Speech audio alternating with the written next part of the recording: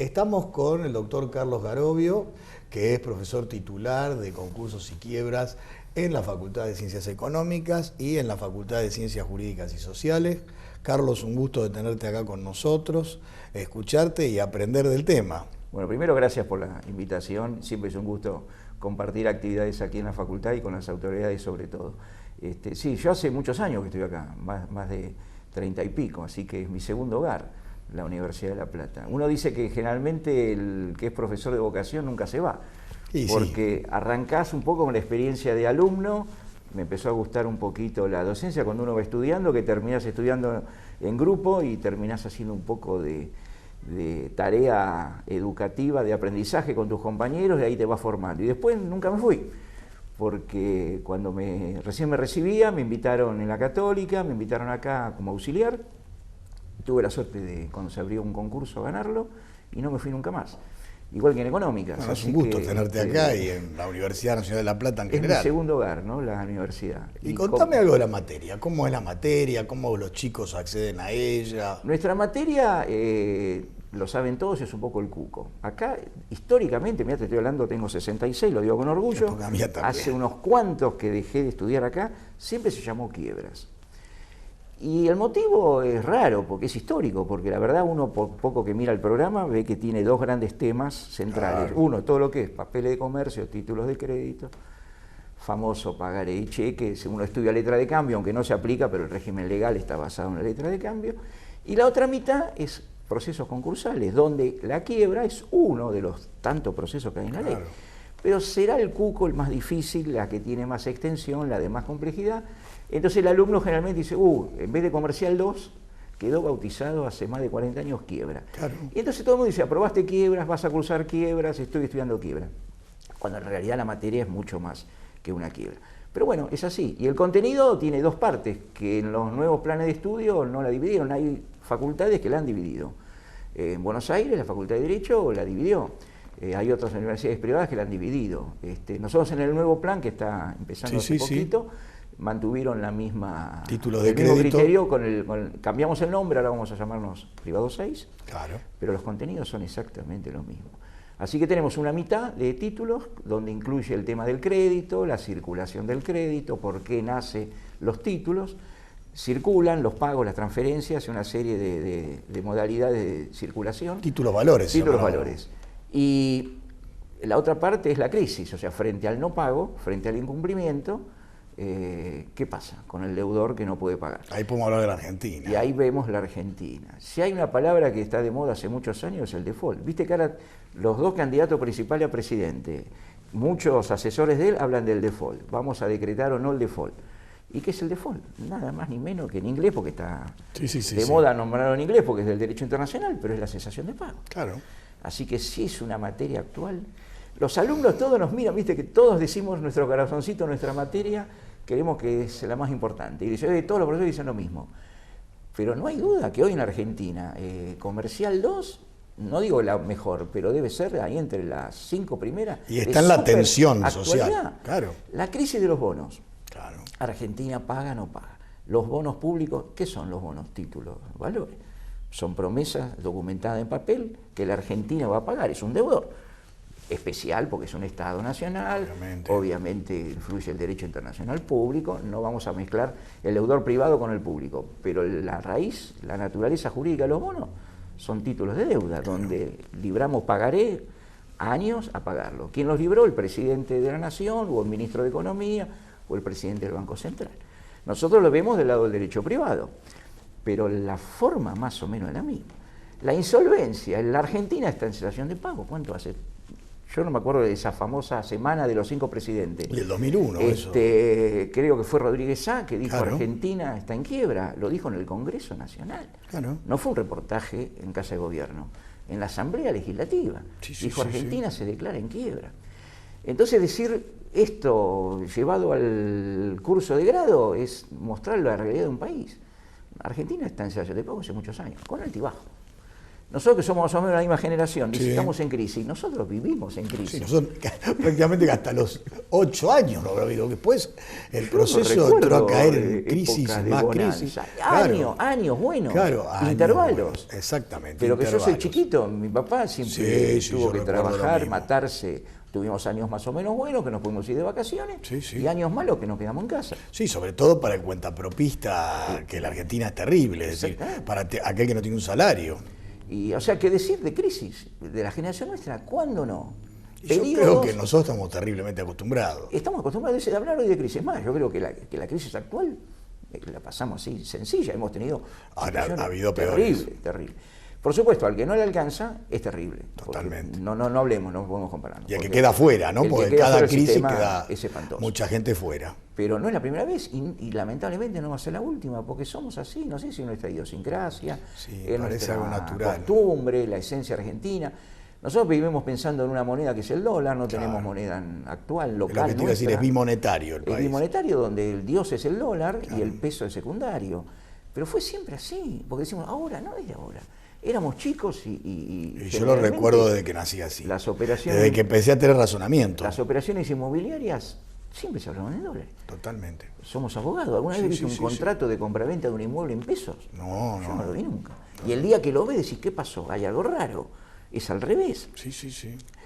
Comercio exterior, que los clientes nuestros que hacen cualquier compraventa de insumos, equipos o lo que sea, acá veo cámara de televisión, grabadora, computadora, casi todas serán importadas. Ahora puede ser que haya algo de pequeña industria nacional. ¿Y todo en qué se mueve? En dólares, o en euros, o en alguna otra moneda, pero generalmente ha sido moneda extranjera. O sea que esto de ahora no es novedoso. Nos complica, nos lastima a todos, nos preocupa. Y la materia lo mira del lado de la normativa nuestra.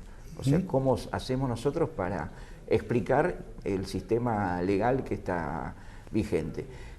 Y a nosotros en la materia nos impactó obviamente el nuevo Código Civil y Comercial. Claro, porque la toca Porque mucho. nos obligó a estudiar muchos temas nuevos. Gracias a Dios la ley de quiebra no la tocaron. Yo lo digo en clase, gracias a Dios que la ley de quiebra no la cambiaron. Tuvo una reforma fuerte con el presidente Menem. Exactamente, hubo una gran reforma que ya es del año 1995 Claro. con la actual ley y después muchos parches de emergencia. Si uno recuerda, uno que a veces tiene los apuntes de clase, lo que fuimos dando en los años aquí en el aula, la cantidad de reformas y de emergencia y leyes de emergencia que impactaron en la ley de quiebras. Yo recuerdo de hacer aquí, en el grado, más de una vez, pequeñas clases especiales o seminarios de actualización sobre las reformas y las leyes de emergencia que impactaron en la ley de quiebra. O sea, esto de siempre, no es una cosa que pase ahora. Esas emergencias donde, recuerdo, por ejemplo, suspendían la ejecución de los bienes decretados por los jueces. Totalmente. La famosa, que ahora se calmó, la invasión de las empresas en quiebras, la inserción de la figura de la cooperativa de trabajo. Claro. Se terminó metiendo el Estado Nacional a través de los congresos, en Capital, Congreso Nacional, y la legislatura bonaerense, ¿te acordás? Sí, Expropiando sí. empresas Sí. para que no las subastan. Ahí impactó el derecho administrativo. Expropiación, que sacaban las leyes, como la famosa frase expropiese. Sí, Acá sí. se acuerdan que eran... Se ponía a cargo de los trabajadores. Sí, pero nunca se cerró ese tema. No. Alguna vez habría que hacer una investigación. Nunca el Estado provincial terminó de solventar la contraprestación de cualquier expropiación, que es el pago del precio al propietario. Claro. Eso quedó ahí en el olvido, han pasado 10, 12 años y muchísimas empresas en quiebra, con decreto de quiebra, con orden de subasta, se frenaron porque la legislatura sacó leyes de expropiación con declaró interés fines público, claro. de proteger la empresa. Utilidad pública y Pero al listo. propietario no se la pagaron nunca. Conclusión, nunca entraron los fondos en el proceso judicial, el juez nunca tuvo fondos para distribuir entre los acreedores, el síndico nunca pudo hacer un proyecto de distribución porque nunca entró dinero, los acreedores no cobraron, la empresa quedó ahí en O manos sea, el de los deudor, trabajadores, la masa. quedó todo frenado. Todos tienen perjuicios, digamos. Exacto, pasaron los años y no tiene solución. Eso lo vemos, nadie toca ese tema, lo dejaron ahí, que algún día alguien vendrá a encontrar la solución, que es política. Después está la económica. ley de identidad deportiva también. Los clubes de fútbol. Claro. Hablamos de... Que ahora me dijeron que se expandió hace Los poco. amigos de Racing se enojan porque decimos que... Claro, la ley Racing, claro. Pero la realidad histórica era, en aquel momento hubo dos clubes famosos, ¿se acuerdan? Deportivo Español, que le aplicaron la vieja ley de quiebras, por Español lo liquidaron. Claro. Lo cerraron, remataron hasta los jugadores, porque me acuerdo que eso fue una vez una locura que escribía una vez un artículo en un congreso y salió bárbaro porque generó un montón de temas. Si los jugadores eran cosas, porque se remataban los jugadores del club español. Están los edictos. Qué bárbaro, claro, como valor, obviamente. Como valor económico. Cuando le tocó a Racing, como tantos otros clubes, la ley le quedó chica. ¿Por qué? Porque había que aplicar el régimen de liquidación.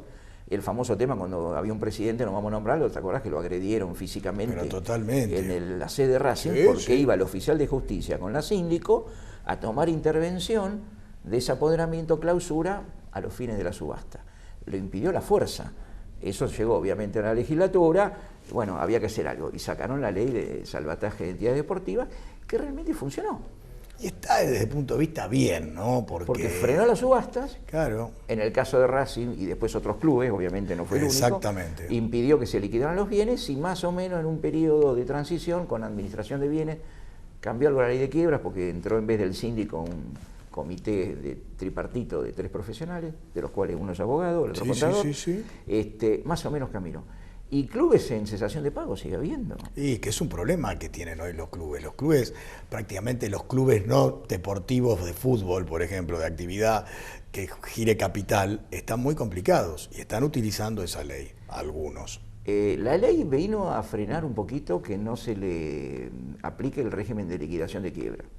Pues la verdad el objetivo de la ley era esa, evitar no evitar la quiebra, sino evitar la liquidación. Y solventar, pagar a los acreedores a través de una administración saneada de los bienes del club, sacando a la comisión directiva, o sea, tratar de hacer algo aséptico como para que no tenga injerencia el socio o los intereses locales.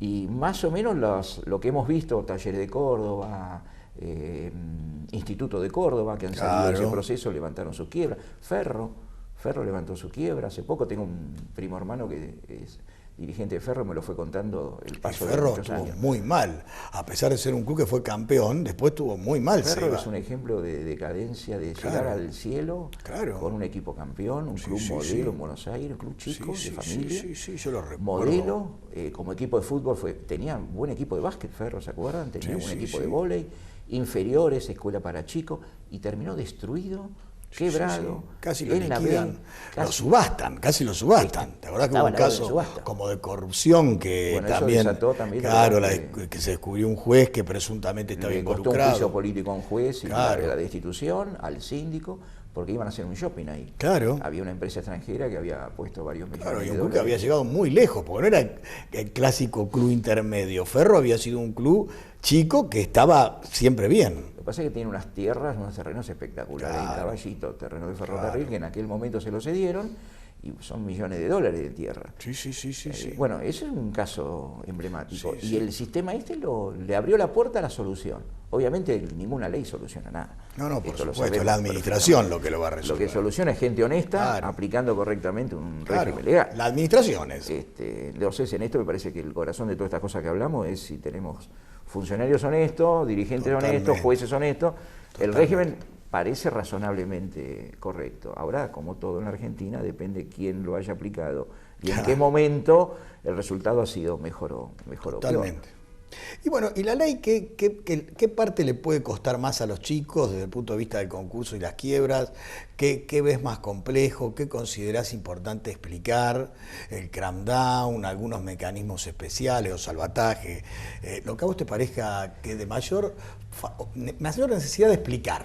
Mirando al alumno, lo decimos en el aula casi todas las clases, es una materia que parece más complicada de lo que es. Porque yo les digo a los chicos, pongan arriba de la mesa el programa y los contenidos de la ley. No es todo el texto de ley, acá hay leyes complementarias. Específico de derecho concursal debe haber un tercio. Un tercio de derecho procesal y un tercio de derecho de fondo.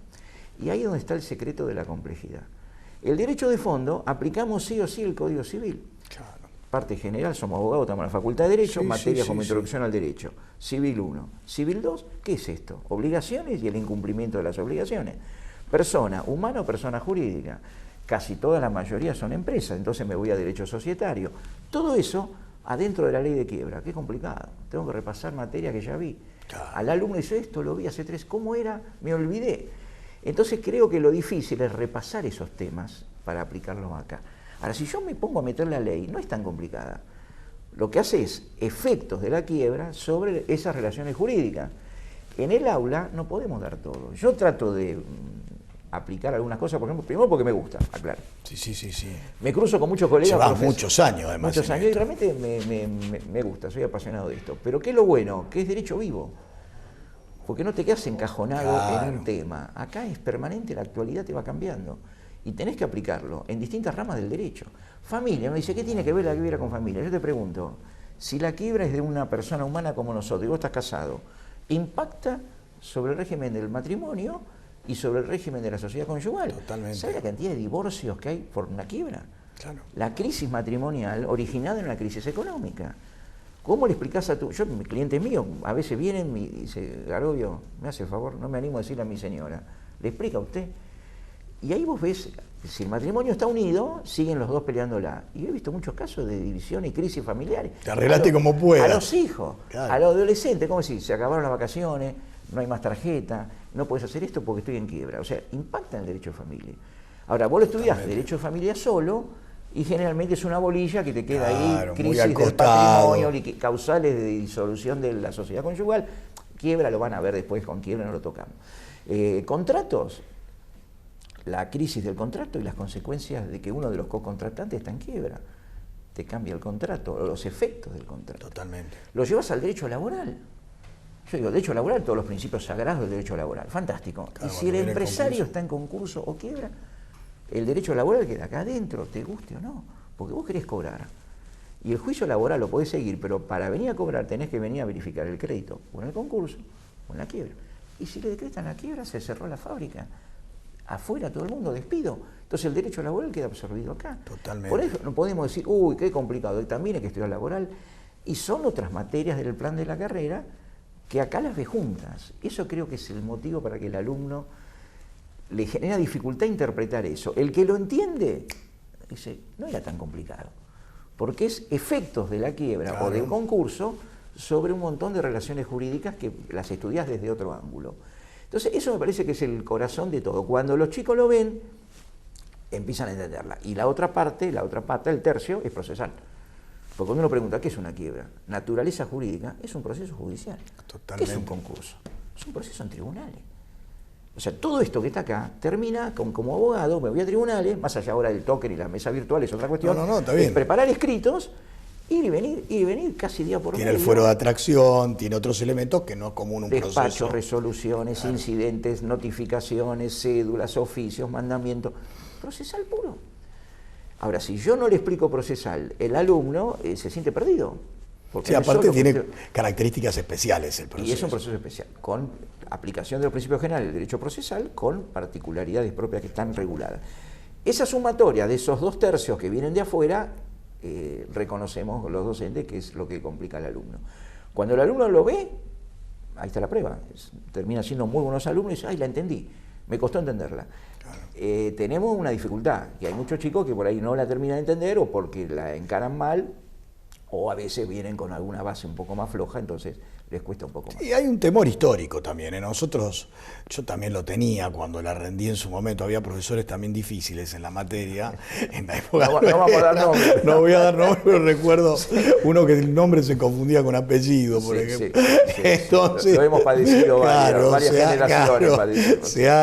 Era un producto de ese temor, aparte del cálculo, pero es verdad lo que vos decís, no es algo tan complejo, porque el abogado tiene aprensión a la parte económica, es decir, la parte económica cuando piensa que hay una regla de cálculo en esto, sí. Y no es así, ¿no? No es así, porque esto mismo lo doy enfrente a los chicos que estudian contador público, el órgano central, el síndico, hasta que cambie la ley, hoy el síndico solamente puede ser contador público. Por supuesto puede tener patrocinio letrado, el asesoramiento letrado, pero con la reforma anterior el síndico podía ser abogado. No sé si mucha gente lo tiene presente. Yo lo recuerdo perfecto. Durante varios años... Recuerdo que nos quitaron la competencia. Nos quitaron el famoso Cafiero, senador, claro. en una madrugada, que es una anécdota de color en el Senado. Estaban todos medio distraídos y él levantó la mano y cambió el proyecto original que decía síndico podía ser abogado y contador. Correcto. Tacharon abogado y quedó solo contador.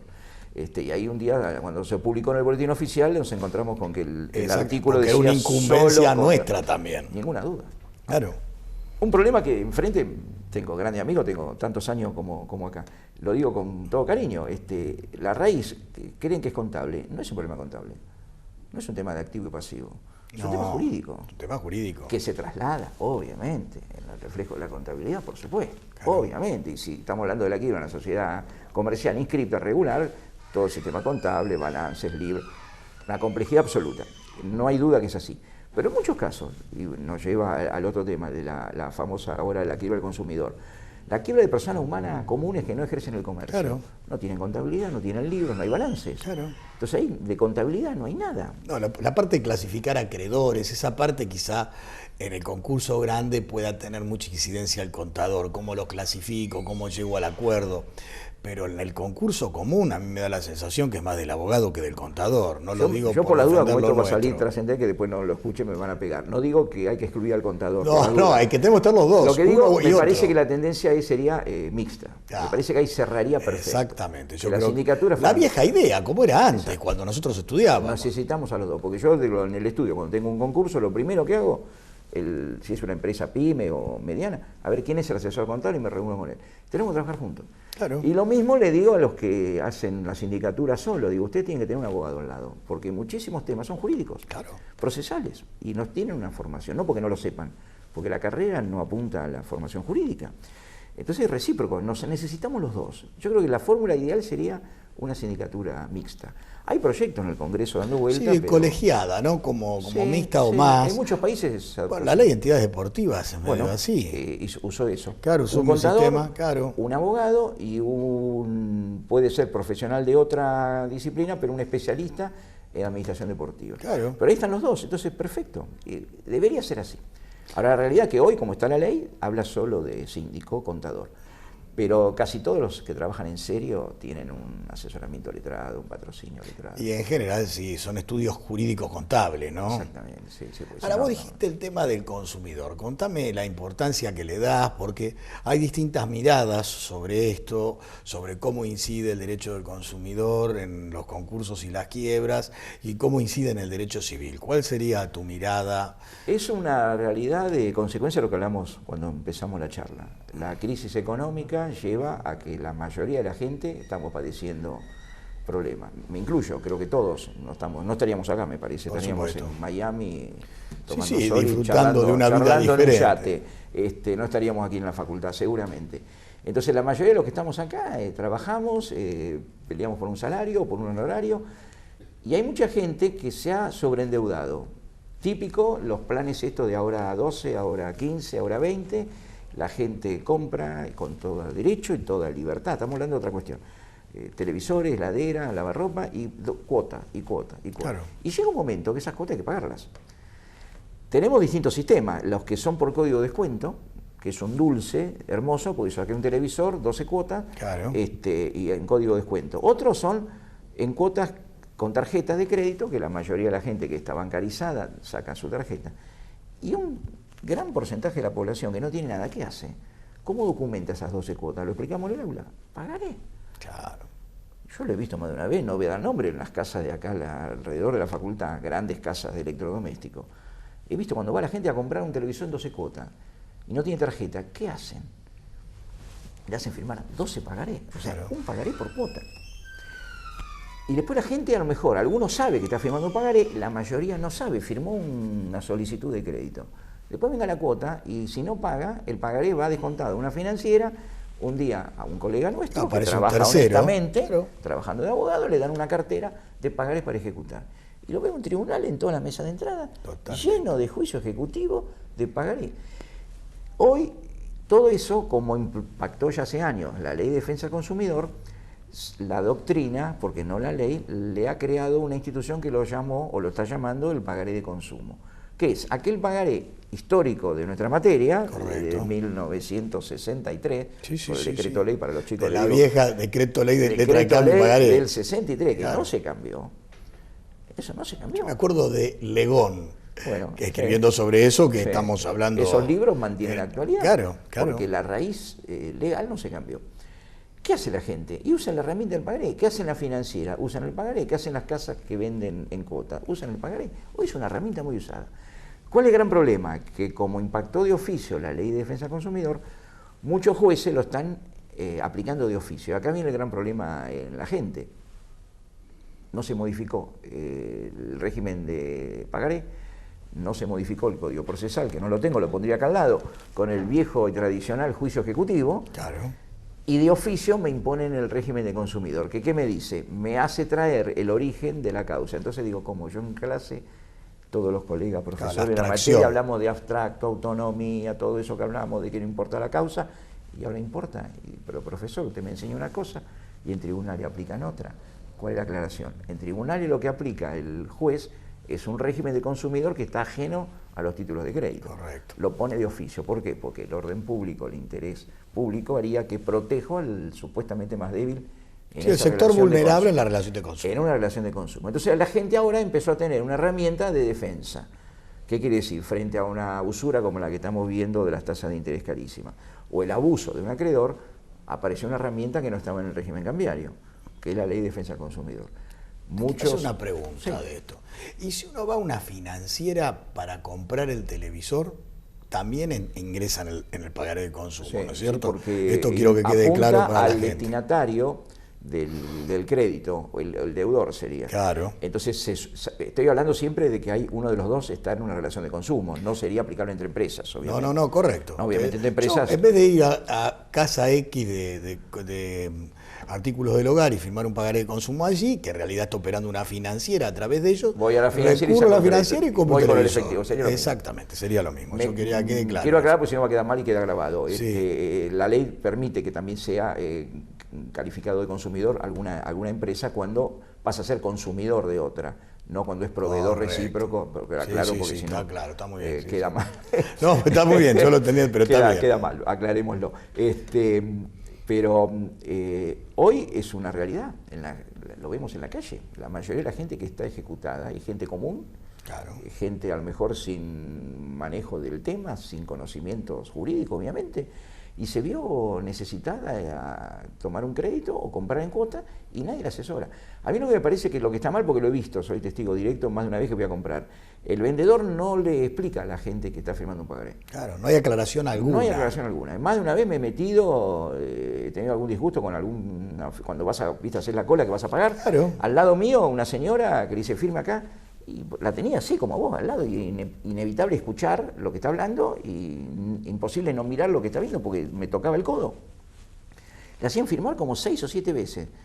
Y la señora dice, pero si hizo una solicitud de crédito, que había comprado un televisor. Entonces por ahí miro, claro, en la solicitud, arriba dice solicitud de crédito, y cada 6 o 7 renglones una firma, 6 o 7 renglones que eran pagarés, pero no le estaban diciendo que era un pagaré. Claro. ¿Qué hace después el empleado? Cuando la señora se va, agarra una tijera, corta la hoja y desglosó 6 pagarés. Claro. Y lo descuenta. Porque la mayoría de la gente que cree que usamos el formulario tradicional, que lo usamos acá en la facultad, que está en todas las librerías de la zona, el famoso formulario que dice grandote arriba, pagaré, un formulario, un rectángulo en color azul o color negro. Un pagaré puede ser una hoja en la computadora, por lo que vale la firma. A la gente le hacen firmar eso y no sabe que está firmando pagaré.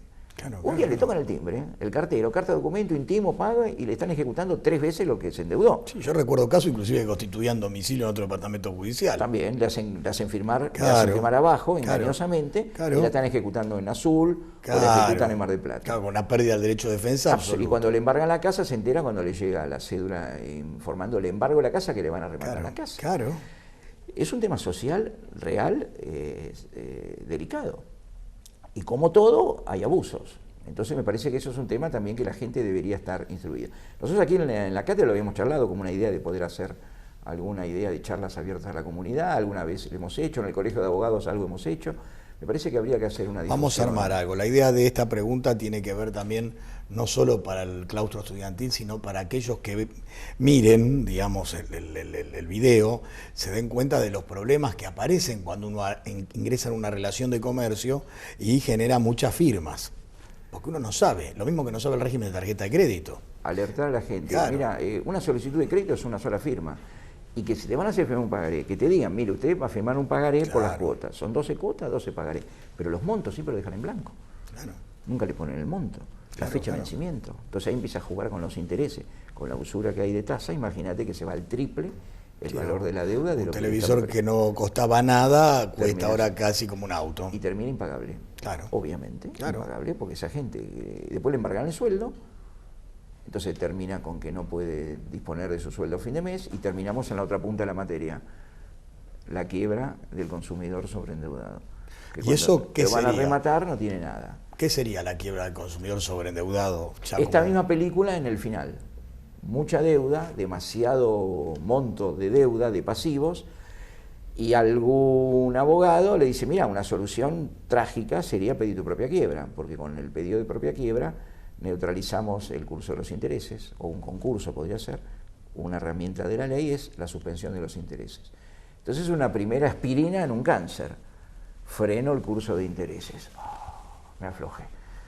Frenamos la usura. La frenamos pero no la solucionamos.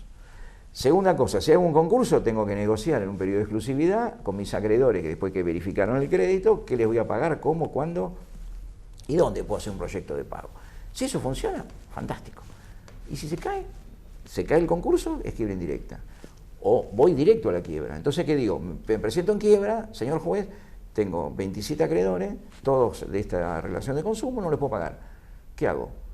El juez le va a decir, limito el embargo del sueldo al 10 o al 20%. Correcto. Entonces, rescato el 80%, se acabaron estos códigos de consumo y recupero el 80% del sueldo, suponiendo que el 20% queda depositado en la cuenta judicial.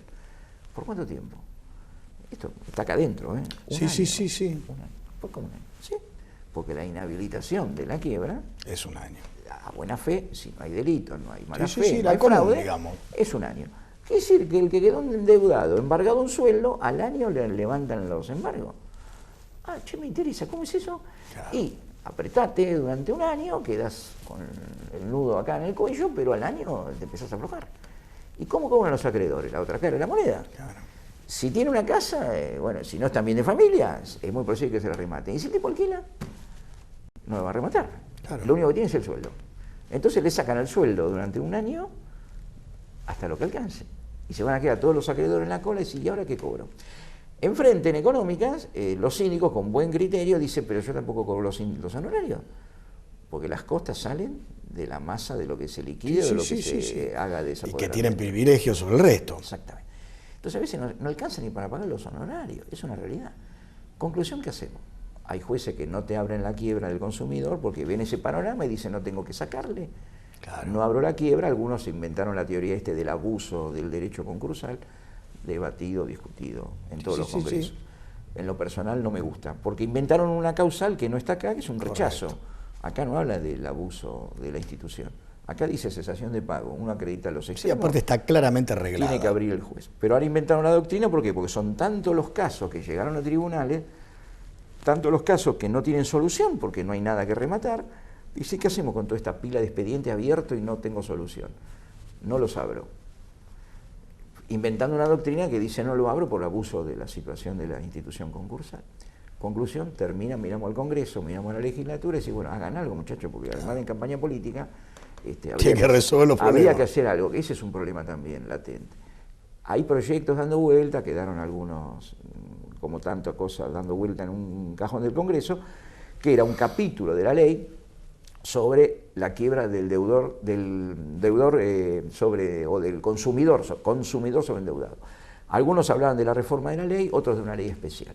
La realidad es que no avanzaron, son proyectos que están dando vuelta. Buscando algo así, en Europa se abrieron, en algunos países tienen un régimen para esta situación, porque es universal el problema. Claro. En otras provincias, Mendoza lo comentan colegas en los congresos, muchísimo empleado público de la provincia está en esta situación. Claro. Les han dado crédito contra descuento, código de descuento en los sueldos, llegan a fin de mes, no cobran nada. Y se presentan con la propia quiebra para que les liberen esa retención del cupo del salario. O sea, recuperan el salario, pero se quedan con la deuda. ¿Y cómo la pagan? No, imposible. No tiene solución, salvo que en algún día inventemos un sistema, no sé, un fondo social, tanto planes que hay, a lo mejor inventar un plan nuevo para esto, o desviar algún de tantos fondos sociales. Habría que buscar algo que sea jurídico, pero también económico y social. Sí, con un rol interventor del Estado. Seguramente, porque la economía pura del privado no tiene solución. La ley como está, si uno la aplica a rajatabla, es la muerte del deudor. Claro. Y el acreedor tampoco cobra, porque acá el problema es que no solucionamos de los dos lados. el deudor queda endeudado y el acreedor no cobra. Y la conclusión final también sería por qué el vendedor no toma prevención antes de vender. Claro. Porque cualquiera de estas casas de electrodomésticos es lógico, quieren vender televisores, heladeras, lavarropa.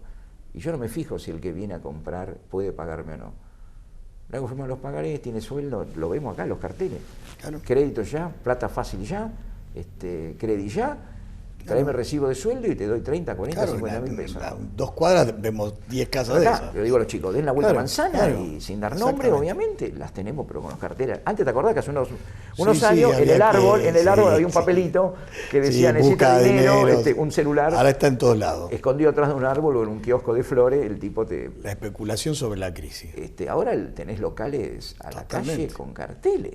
Totalmente. Acá cerquita, caminando una cuadra. O sea que todo esto nosotros lo explicamos en el aula y salís a la calle y lo ves. O sea, es una materia que tiene, como para concluir un poco el mensaje del alumno, una materia que tiene realidad y aplicación práctica en la calle. Vos esta materia la ves en la calle, la tocás, la percibís, aunque no seas abogado, estás acá adentro, te está pasando esto. Nosotros que mostramos una herramienta, siempre lo digo, son herramientas. El que crea que acá esto es la solución, mentira. El abogado acá tiene herramientas. Si las usás bien, es una posibilidad de una salida. La usás mal, lo terminás perjudicando, lo terminás de hundir al cliente. Pero no es la solución, porque también es una falacia decir que esto es la solución. Esto es una herramienta que, bien usada, puede servir. Bueno, Carlos, hemos aprendido mucho, la verdad, con mucha didáctica, muy claro, creo que nos ha servido a todos, a mí también, bueno, porque para ponerme al día en esta materia también, así que te agradezco mucho y se nos pasó el tiempo, como dice en la televisión. Sí, a mí me apasiona, a veces hablo mucho, ¿no? Perdón, pero es que así tiene que ser. Ahí, pero la idea de la conversación es esa. Muchas gracias por haber venido. Al contrario, muchas gracias de vuelta por la invitación, espero que a los alumnos les quede... va a ser bueno y va a ser bueno para la gente también. Muchas gracias. Bueno.